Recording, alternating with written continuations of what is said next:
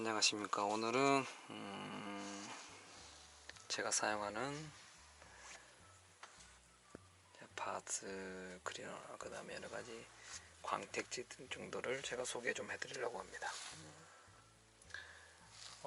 제가 감기 걸려가지고 좀 그런데 좀 잘 봐주셨으면 좋겠습니다.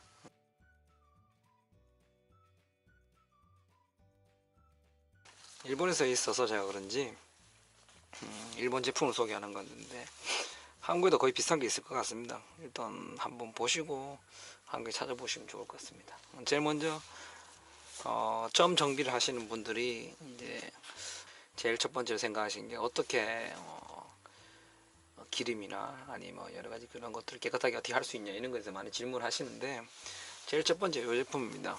이게 일본어에 대한 초강력 파츠 클리너라고 나와 있는데, 기본적으로 이제 체인이나 절삭 이런 도구들, 아니면 기본적으로 베어링 이런 것들에 대해서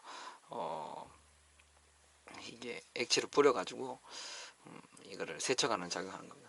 한국에도 많이 있을 겁니다. 아마도 제가 알기로는 바스 클리너라는 게 여러 가지 근데 종류가 많은데, 실적으로 이게 제가 일본에 샀을 때는 한 한국 돈으로 2,800원 정도 하는 것 같습니다. 2,800원 정도 하나 샀고, 그래서 제가 잘 사용하고 있는 것 같습니다. 한번 뭐 840ml라고 하는데, 한번 사용하면 한 어떨까요? 뭐 어떻게 많이 사용할 때는 그냥 한 통 다 쓸 때도 있는데, 기본적으로 이제 오일 엔진오일 교환했을 때, 그리고 어디 점검했을 때 이런 걸 가지고 세척할 때 이거를 사용합니다. 한국에도 파츠 클리너가 많을 거라 생각하지만 한국은 얼마나 할까요?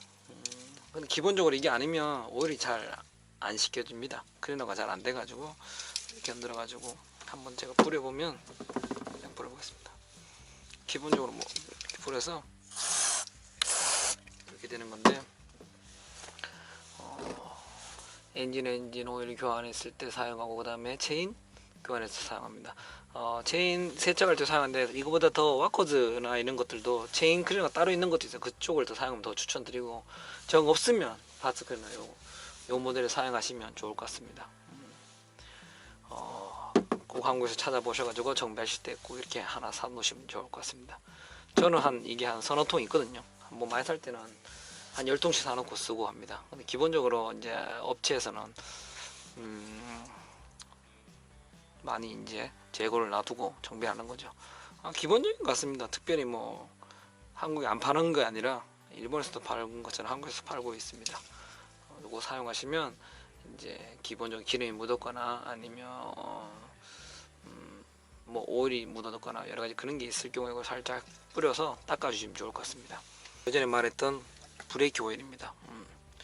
옛날에 말해서 저희가 한번 유튜브 영상 올렸는 것 같은데, 브레이크 오일이 이게 엄청 강합니다. 그래서 어디 보디나 가울이나 철 부분에 넣으면 이게 녹아버리기 때문에 요 앞에 요 부분이 있는 게 참 좋은 것 같습니다. 요 부분 요렇게 있어서 바로 이렇게 뿌릴 수 있는 것 같습니다. 예전에 지적해 주신 분도 있는데, 이게 너무 강력한 이게 약품이라서 장갑을 끼고 하셔야 된다고 이런 얘기 하셨는데, 진짜 그렇습니다. 너무 위험하니까 꼭 장갑 끼시고 하시는 거 좋을 것 같습니다. 요거 제 유튜브 보시면 확인하실 수 있을 것 같습니다.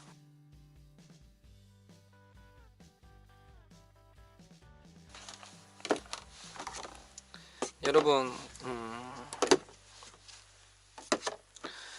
한국에서 이제 오토바이 세차한 다음에 광택제를 하지 않습니까? 광택제 하기 전에도 여러 가지 콤파운드를 많이 씁니다. 콤파운드. 그 중에서도 제일 많이 쓰는 게, 예전에는 학교에서 여러 가지 그렇게 배우고 이렇게 했으면 콤파운드 1단계, 2단계, 3단계 요 세 가지 콤파운드 종류를 많이 썼습니다. 한국에 아마도 자동차 부품들은 요 세 개를 많이 쓸 것 같습니다. 기본적으로 한국에서도 많이 자동차 부품들이 이제 광택제로, 광택제 아니라 콤파운드죠. 기본적으로 콤파운드 이 세 종류를 사용하는데, 첫 번째 단계, 두 번째 단계, 세 번째 단계에서 이제 그 광을 내는 그런 거예요. 광이 아니라 그 클리어 부분을 깨끗하게 깎아서 광을 내는 거죠. 그래서 사실 많이 썼는데, 이게 1, 2, 3단계가 좀 불편하고, 그 다음에 또 하면서 기스도 많이 생기더라고요. 장기스가. 그래서 최근에는 뭐 이거는 작은 것도 있습니다. 근데 가격대 많이 비싸요 진짜. 이런 것도 있고. 최근에는 그렇게 안 쓰고 제가 실리콘 컴파운더 요거를 씁니다. 우레탄 컴파운더, 죄송합니다. 우레탄 컴파운더 쓰는데 요 녀석이 진짜 괜찮습니다. 이게 어떤 거냐 그러면 기본적으로 이 도색했던 그런 부분에 전용으로 이제 우레탄 이제 속 위에 클리어 부분이죠, 어떻게 보면 그런 것들을 조금 크게 상처는 안 내고 면을 잡아주는 그런 역할을 하는 제품입니다. 그래서 요거를 많이 이제 짜서 많이 쓰고 있다. 이게 뭐 액체식이라서 이런 식이 되겠습니다. 이런 식으로 보이십니까? 이렇게 해서 닦아주시면 엄청 깨끗해집니다. 마음 같았으면 밖에서 제가 오토바이 닦으면서 한번 보여드리고 싶은데 오늘 지금 날씨가 그렇고 저도 오늘 몸도 좀 안 좋아서 일단은 종류만 이렇게 사용한다는 것만 좀 말씀드리려고 합니다. 이거 하면 다음에 한국에서는 이름이 어떨지 모르겠네요. 일단 이런 회사 찾아 검색하셔도 됐고, 아니면 기본적으로 우레탄 도색용이라고 그런 컴파운더가 있습니다. 그런 걸 찾아서 하시면 좋을 것 같습니다. 그리고 이거 쓰다가 요즘에 괜찮아서 또 다하게 쓰는 게 왁스입니다. 포리머 왁스 액체. 이게 또 포리머인데 이게 어떻게 하냐면 이 3M에서 나온 건데 이렇게 닦아서 이렇게 기계로 닦아서 그렇게 사용하는 건데 특별히 손으로 간단하게 닦아 우레탄 컴파운더도 괜찮은데 이것도 간단하게 사용할 수 있습니다. 엄청 깨끗하게 잘 나오고 가격대가 좀 비쌉니다. 이것도 한 한국도 7만원 정도 하려나요? 7만원. 잘 모르겠네요 정확하게.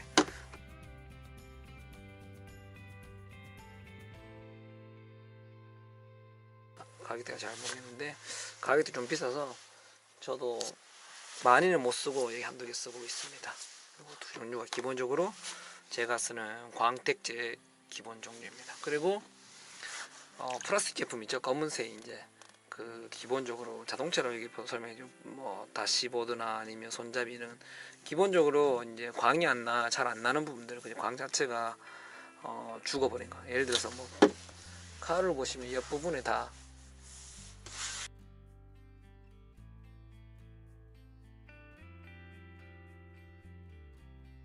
그리고 제가 사용하는 에어필터죠. KN 세정제인데 꼭 이제 에어필터 한 번씩 이제 교환하시고 이제 KN 쓰실 때 한 1년에 한 번, 한 2년에 한 번이라도 깨끗하게 한번 청소해 주시는 게 좋을 것 같습니다. 이것도 한번 홈페이지 보시면 자세하게 이제 어떻게 사용되는지 또 나와 있습니다. 보시면 되게 좋을 것 같습니다.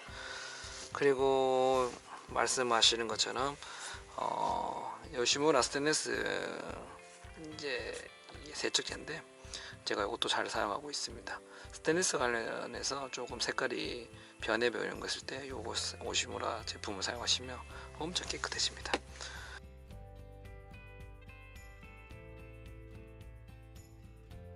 그리고 오늘 질문하신 분들의 특수 공고입니다. 요 공고인데 보십시오. 이렇게 생겼습니다.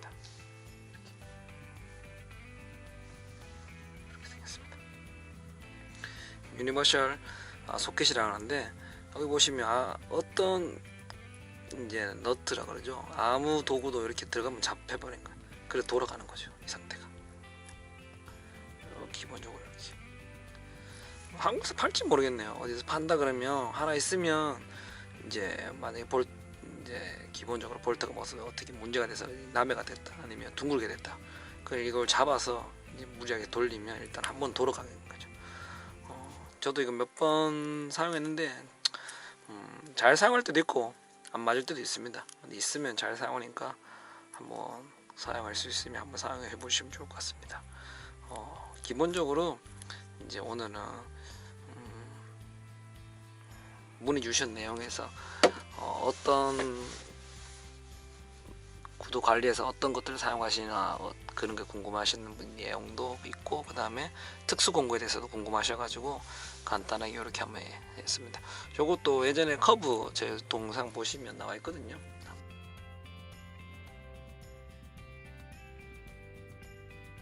보시면 될 것 같습니다. 이렇게 생겼습니다.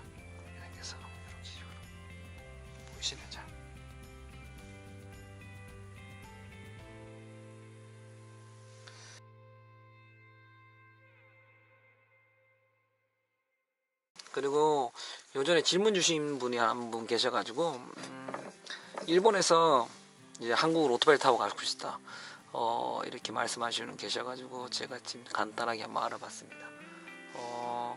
일단 알아보니까 저도 한국에 살고 이제 일본에 가서 사는 거라서 그런지 몰라도 솔직히 여기서 이제 제가 동경에 사는데 이제 한국에 가기에는 조금 어려워요. 오토바이를 타고.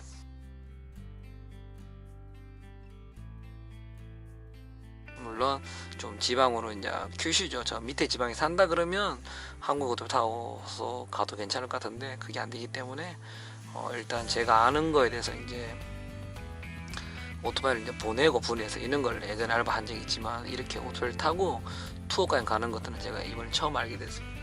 일단 그래서 검색을 해서 한번 보니까 기본적으로 필요한 게 뭐냐 그러면 뭐라고 하죠? 이 등록하는 서류, 부동산 서류를 등록하는 차검장이 있습니다. 차검장에 먼저 가셔가지고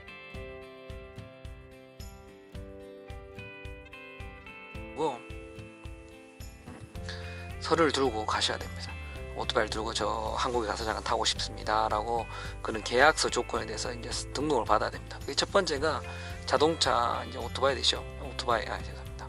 오토바이 차검증이 어떤 거냐 그러면 저도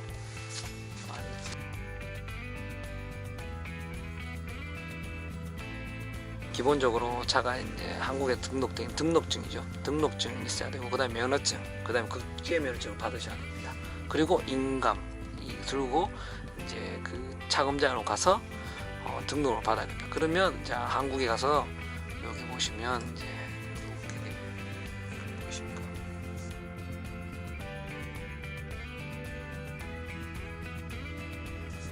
이렇게 된 등록증을 받게 됩니다. 두카티, 그다음에 이름, 그다음 날짜 이렇게 등록번호 나옵니다. 요거를 들고 이제 한국에 이제 가야 되는 겁니다. 그럼 요것만 들고 가는 게 아니라 요 서류를 받은 다음에 다시 이제 배를 타고 가기 때문에 배로 타는 이제 어디겠죠? 저기 뭐냐 멀리 후쿠오카까지 밑으로 지방으로 보내야 되냐. 물론 여기서 동경에서 후쿠오카에 보내는 비용은 어마어마하게 비쌉니다. 그러니까 이렇게 하시는 분도 가능하면 이제 지방에 밑에 지방에서 하시는 분이 하시는 거라 생각하고 있고 그래서 그분들이 이제 직접 오토바이를 타고 페리까지 간 다음에 페리에서 오토바이를 싣고 가는 거죠. 그리고 다시 한국에 도착한 다음에 그걸 같이 타고 이제 기간 안에 이제 타고 다시다가 다시 오는 거겠죠. 그 다음에 페리 가격은 제가 지금 옛날 지금 이거라서 그런데 거의 이제 오토바이랑 이제 페리 한 사람 오토나 죄송합니다. 한 사람 어른 한 명당 가격이 거의 5만 원, 50만 원 정도 한다 그러네요. 지금 알아보니까 비싸네요 많이. 50만 원 하고 그 다음에 관세 수수료가 한 6만 원, 그 다음에 터미널 사용료가 5천 원, 그 다음에 여러 가지 잡동사니 그런 것들이 이제 몇천 원씩 몇만 원씩 드는 것 같습니다. 그 다음에 한국 들어가서 이제 기본 보험이죠. 일단 기본적인 보험을 하나 넣어야 되는데 이제 한국에서 뭐라 그러죠 이게 자차가 아니죠 뭐죠? 뭐라고 그러죠? 일본말로 지바이 새끼인데 책임보험이죠. 죄송합니다. 책임보험이었는데 이 기간은 이제 약 7만 원 정도 하네요. 7만 원 일단은 그렇게 해서 이제 내고 그 다음에 담보금을 내야 된다 그래요. 관세 담보금 자체에 대해서는 24만 원 정도 낸 다음에 이걸 다시 또 돌려받나요? 관세라 그러네요. 근데 되게 많이 드네요. 돌려받고 그런 것도 아닌데 그냥 관세를 내는 것 같습니다. 그렇게 하고 다시 이제 한국에 도착해서도 다시 한국 터미널에서 수수료를 좀 얼마 내는 것 같습니다. 그다음 또 다시 들고 왔을 때도 일본에 들어올 때도 또 세금을 또 3만 원 정도 내야 되거든요. 총 이 사람이 이제 제가 지금 보는 글에서 보니까 한 번 가는데 한 100만 원 들었네요. 타기만 그냥 탄 것뿐인데 와 엄청 비싸네요.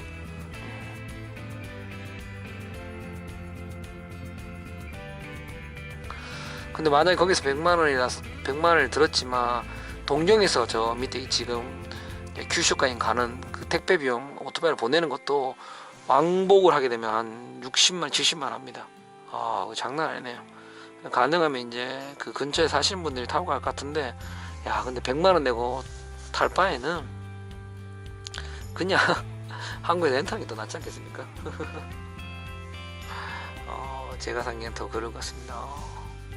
일단 제가 알아본 거는 이 정도입니다. 의외로 한국까지 오토바이 타고 가고 지나기가 어렵네요.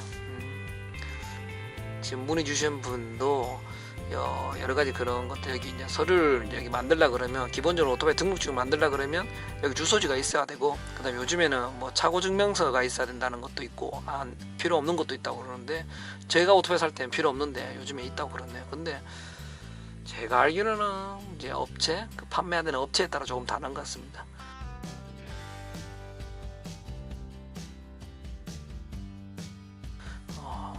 그래서 일단은 주소지가 있어야 하고, 그 다음에 오토바이를 구입하시면 이제 타고 오셔야 되겠죠. 면허증이 이제 일본에서 소형, 중형, 대형으로 세 종류 남아 있습니다. 그러니까 소형은 125, 그 다음에 중형은 이제 400cc, 그 다음에 대형은 이제 400cc 이상.